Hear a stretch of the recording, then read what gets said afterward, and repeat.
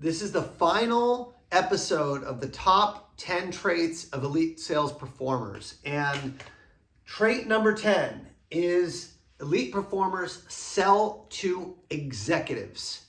When you sell to executives, two things happen. Number one is your deal sizes get significantly larger. And number two, your sales cycles tend to compress. And what I've seen from elite sales performers that I've coached and what I've seen in my own career and through colleagues of mine is that they generally have strong sponsorship from VP level or C level within their accounts. In fact, my largest deals were all sponsored by a CIO, a COO, or a CEO. And so this is what I'm going to teach you today is how to sell to executives and how to make an impact with them quickly. The challenge most people have is they are not selling to executives in a different way than how they would sell to other people. And the bigger challenge is execs are extremely busy and they get so many demands on their time. They're in meetings literally all day, every day in many cases. And when they're not, their emails are flooded. So how do you stand out? How do you book a meeting with senior executives? How do you actually get their time? And then once you go into the meeting, how do you become a trusted advisor and really get their attention so that your project can be prioritized versus all the other things that they're asking for from third outside parties or from their own employees. So let's talk about that. I'm going to give you 4 tips today to help you sell to executives and then share some ways that you can continue to learn how to do this moving forward, because I do believe it is one of the most important skills you have.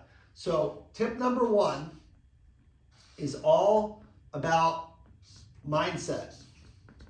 You see, most people don't sell to executives because they're afraid or they have imposter syndrome. They don't think that they're worthy basically of booking the meeting. So they don't even try. They don't actually really try and go after them. They go after levels that they're comfortable with.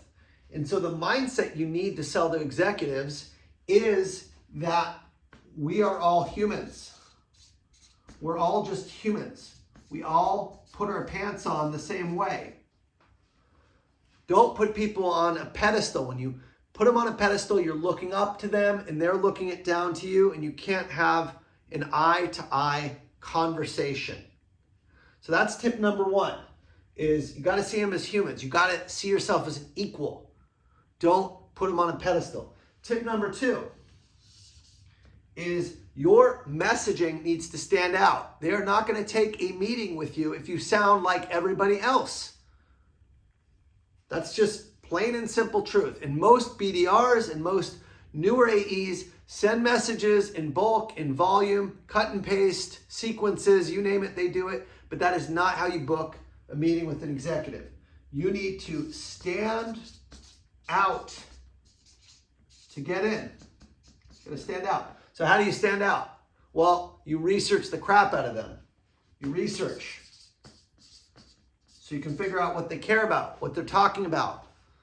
I've had times where I've gone to events where executives are speaking, so I can track them down, listen to what they're saying, and meet them, and then follow up and book meetings.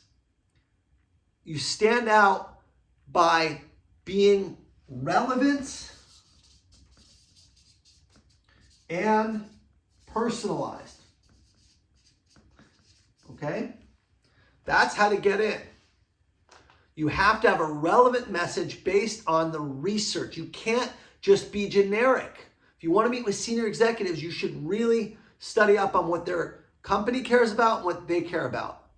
Do a lot of research, build a point of view that is relevant, and personalize your message. The other thing you need to do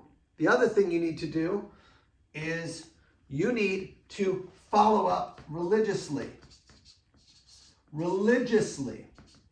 across channels. You see, executive gets so many inbound requests to me, so many. I get them every day. Must get 10 to 20 a day from sales leaders because my title says CEO of my company. You have to stand out. So typically it takes 10 or so touch points to get in the door with senior executives. So sending personal, relevant messages across multiple channels, across email, combined with the phone. Pick up the phone and call them. Today I got a CEO, I just called his cell phone. Got him on the phone, we had a great chat. Get the cell phone and call directly, don't be afraid. Email, phone, LinkedIn, and video. Use multiple channels. 1, 2, 3, they'll delete. When they keep hearing from you, and also mix up your message. Don't just say following up, bumping up. Every subsequent message should build upon the initial point of view. Add value with each touch point. Don't just follow up. That's how to get in the door. The next tip, once you're in the door, is have a conversation. Have a conversation. Executives don't want a pitch deck. They don't want to be presented to. Have a conversation focused on them.